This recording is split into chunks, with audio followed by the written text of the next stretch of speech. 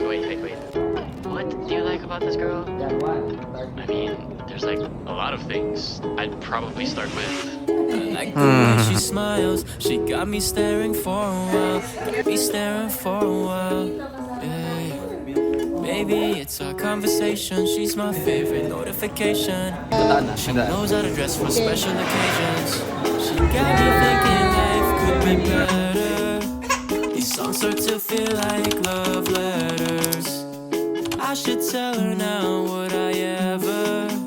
It is what it is, man, whatever. Whatever, yeah, whatever. I'm telling you now, it's whatever.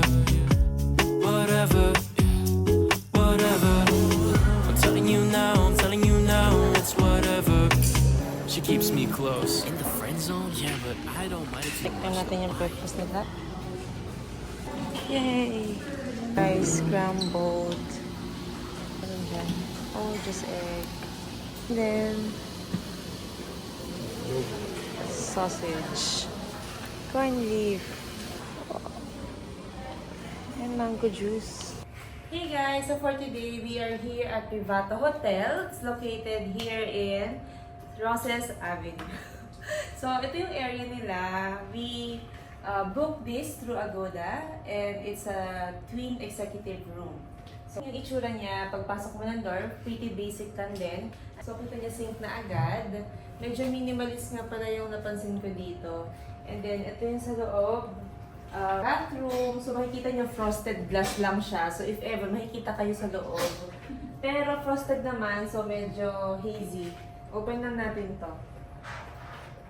Ang maganda naman dito, meron silang rain shower head. At saka meron hot and cold, which is really important. And then dito naman, meron silang bidet. Important yun eh, sa iba kasi hotel wala. So you can ask na lang yung mga kailangan yung materials or yung mga kits like bath gel, shower gel. Kasi nung pagdating namin dito, medyo hindi yata naibigay. I don't know kung ano nangyari. Pero you can ask naman if ever. And then, dito din may hot and cold. Tapos, ayun naman, sa room, meron tayo dito large cabinet. And then, yun siya inside. Ang in-note dito is meron para silang 2 sleepers na nakalagay doon. And may hangers. And then, meron silang timbangan. Weighing scale. Yeah. And then, may TV dito. Ito yung naka-open sa TV. Ito yung itsura outside. So, makikita nyo yan. Basic lang talaga yung hotel. Ito lang talaga siya. Tapos, sabi. Tapos yung rooms, ito nga. And then, dining experience. And refrigerator. And then, meron tayo dito electric kettle. And then, lamp. May mga saksakan. Meron tayo dito ng telephone if you need assistance. And ito yung bed natin. Ito nga pala yung view outside. Yan. So, medyo umuulan lang din kasi. Important to take note, ano ba? Ayun, andun ang Fisher Mall. Sa side na yon, andun yung Max. Para lang ma-orient tayo sa placement ng area. Yan. Ito si bata natin dito, kasama natin siya. Tapos ito nga pala, may lamp tayo dito. Ito, meron tayong saksakan. And then ito. Yan, ilaw. Wow, Yun siya. So kung makikita nyo, very subtle lang yung color ng ilaw dito. Parang ambient light lang siya na yellowish. So yun yung mood niya. Ayan. Hi, Lev. Hi, Lev. Ayan muna. Paliliguan lang muna namin ito. Bye.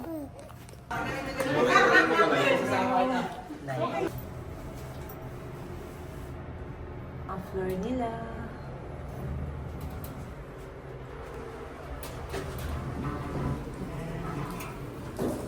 Ito yung penthouse, kaso umuulan ngayon. Yan yung swimming pool. Mukhang papasok na ang tag-ulan. Pa-June na kasi. So ito, meron sila ditong function hall sa other side. And then ito naman yung isang function hall. And then dito kami galing. Yung kanilang penthouse ay pretty much small lang. Andito yung mga lounge area, chairs. Pero hindi na kami nakatambay dyan. Ayan naman yung... So, when we walk towards here, ito yung isang function hall. Ayan, maliit lang pala. Para lang tong small classroom. Yan. I think you can hold meetings here or para mga small gatherings. And then on this side, andito naman yung shower room nila. So, pumasok. Sige, check natin. Ito yung shower room for females. Yan. Hello. Yan.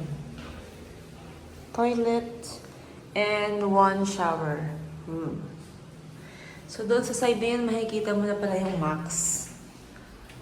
Ayan.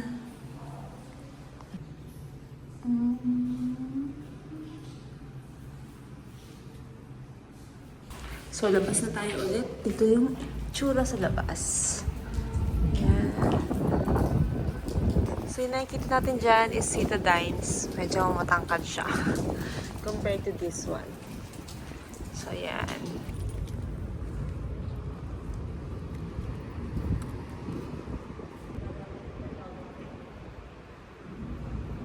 Hey! Kilala si Mama La? Ha? Si Mamo kasi, tawag. Kakakawa. Ayan na. Nakakalit na. Ako, tawagan nga natin yung mga Medyo i-ano pa. Yan. Hi, bata. Laway, grabe, uy. Doon sa nainip siya sa inflatable. Di ba tumatayo na siya doon? Oo. Naninigas na siya, tumba siya eh. Oh, wow. Pakitang gilas. Hi! Ang cute ng Ano upo mo, niya. yung bib brief. Nya, nya, nya, nya, nya. yakin girl. Nya, nya, nya, nya. Nya. Nakagayon lang. Tawa ka? Oh, ikot ulit, ikot ulit, ikot ulit. Dito mamaya. Come here. Hello. Hello, baby girl. Hello, baby girl. I love you.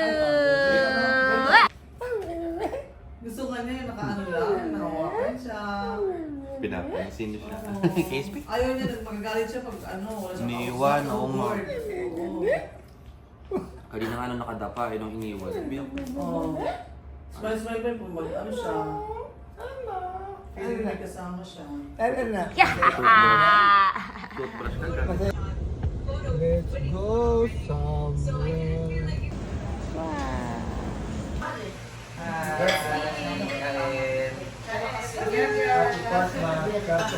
Oyster sisig pizza?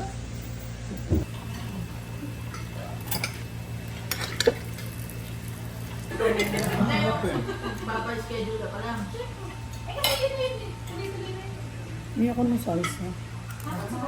Riguro. Dito na tutignan, ayaw ng kubaw pa. Hindi naman natin alam kung saan kakain. Ano, masarap.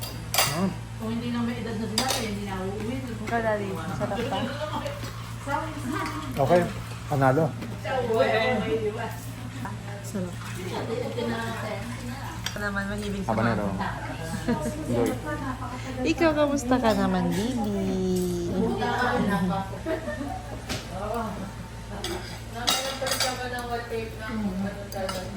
Enjoy siya. Sobrang enjoy niya. Hola. Sama ka sa akin? Sama ka later? Is the Gabi? Gab? Come on. Nasama na ang baby ko. Nasama na ang baby namin. Ba't hindi? Hi, Walilit. Kap, kap. Kap, kap. Oh, manika. Oh, kap, kap, kap, kap, kap, kap, kap, kap, kap, kap. Hihihi. Ganda ng parents. Wah! Nikki! Yan yung bag. Ano? Ciao.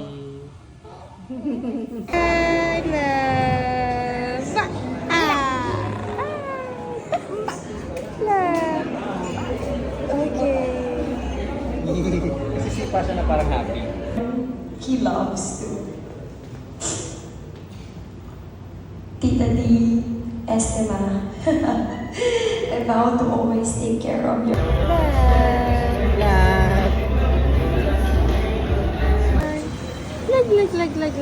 Lag. I love you. Hey, love. Smile. Wala pa rin. Ayaw, love. Ay, tataan na. Ganda.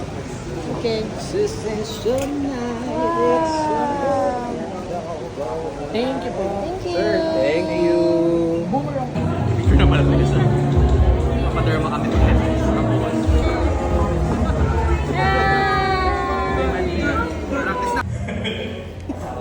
Hi everyone. Okay, good evening.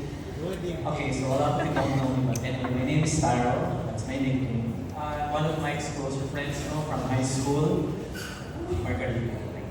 Okay. So anyway, I believe what my task today is to give you a toast. So anyway, before that, a big background kay Mike. Ang purpose naman talaga ng Manila. No. I will give you a brief story of Mike during high school to college. So, You like Daddy's speech? You like Daddy's speech?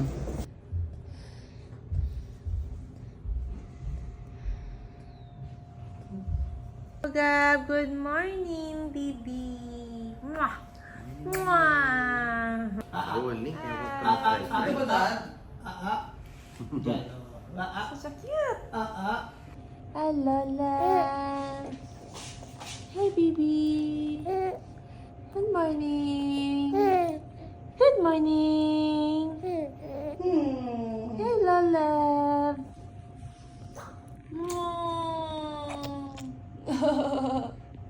Pedia, Queen's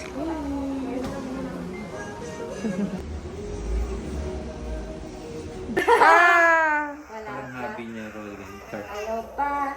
Grabe, Gab. Pero Yes. madalda! Smile Ba! Yung pupo mo. Ah, thank you, dog. Thank you, dog. Yung kabila. Ayun, nag-neko siya. Bye. Whatever. I'm telling you now, it's whatever. anyway, during high school, Michael was really impulsive and very aggressive. Wala na akong other better word for it. I think Tita can cover me for that. He's pretty much the alpha male, no? Na parang every day is like another day na makipagsama. Something like that. That was him, I don't know, that was his whole persona throughout high school.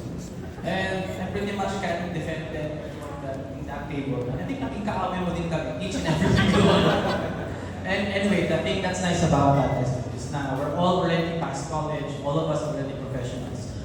At least naman nag-mature kami lahat. No? We've all gained the ability to give and forgive. Friends pa din po kami lahat. But I'd say fresh 15 or so years being together. And that's a testament then to my next growth. From someone na high school, wala talaga akong maalala kasi the aggressiveness, tsaka may pag-away, impulsiveness, aggressiveness, everything that's like masculine. That was seen throughout high school and college. And I don't know, I respect Tito Jim's message, very true. We were also a part of that specific point in time in the COVID na Michael was a bit lost. I won't go into much detail, but pretty much I was also there to experience it with him. I was in my I was in my med for review days, so nagdadamayan kami ng stress namin. I don't know, every day was pretty much an activity. Like, tara, magkalaman tayo. This guy went planting. So we were just at that point in time, what can we do to like relieve the stress? So yeah, good times, diba? Naglalong pa tayo ng garden namin, we planted a lot of peppers. So that, and then we have Pumba. There was also Sayuri, the other dog. So there was a time Michael had 2 dogs, he was already tired. caring for like 3 kids now. Good time. And that was just, I think that was the last time I saw you sad, to be honest. I mean, we can all see naman people. During that time, I saw talaga, that's really sad. All of his happiness is found up in, I mean, I'm happy for him. Pero all of his stress, all of his sadness, it's really just in a ball. And parang, okay, I'm happy na nakakapag-bigay siya ng love. And there was this one moment, the Jim also said that, yun nga, these problems. That was, I think, the lowest point for Michael. And I don't know, we just got, or now, all of us the friends, we also had a partner na parang, okay, we need to help Michael around. We need to help him spike back and strike back. So parang ganun. So fast forward, very, very nice naman. After like a few weeks or months na, he's back to happiness na rin. The visa went back na din. Back to good news na din. And this is the other part na. Okay, so kakabit na kay Jaja. This is where you come in. And I'm a bit confused how this all happened. Tatawid-tawid. So about 3 years ago na to kay Jaja. So Michael came from a few relationships in the past. I will not go into detail. Basta let's just say na he was a bit broken nga ng last few. That was one of his last questions sa akin. What major questions before leaving the country?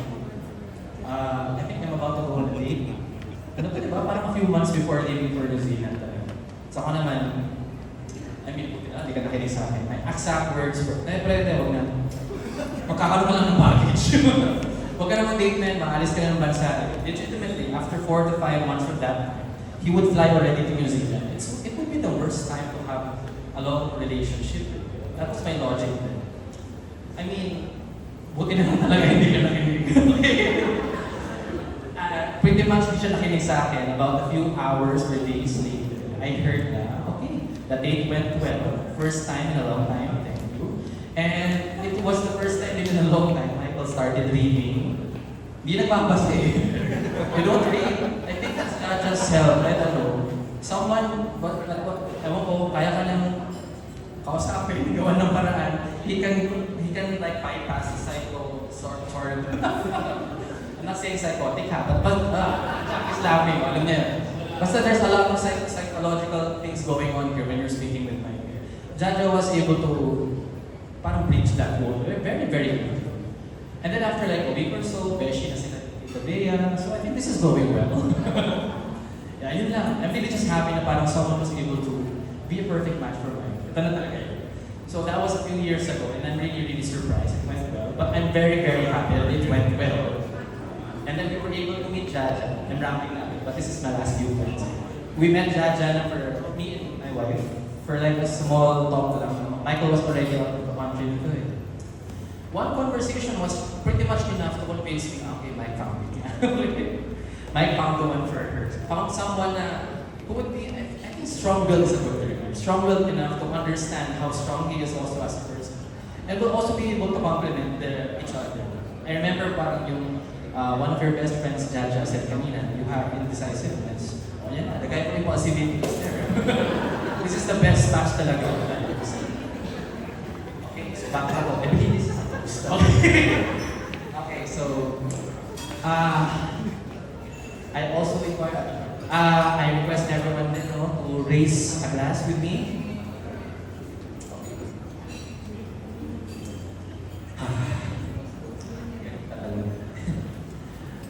So, to Michael and Jaja, this is a very nice year for all of us. But congratulations on the wedding. I hope you two enjoy the rest of eternity with each other. I know you will not go wrong. Congratulations. Cheers! There we have it, friends. Let's give it up one more time.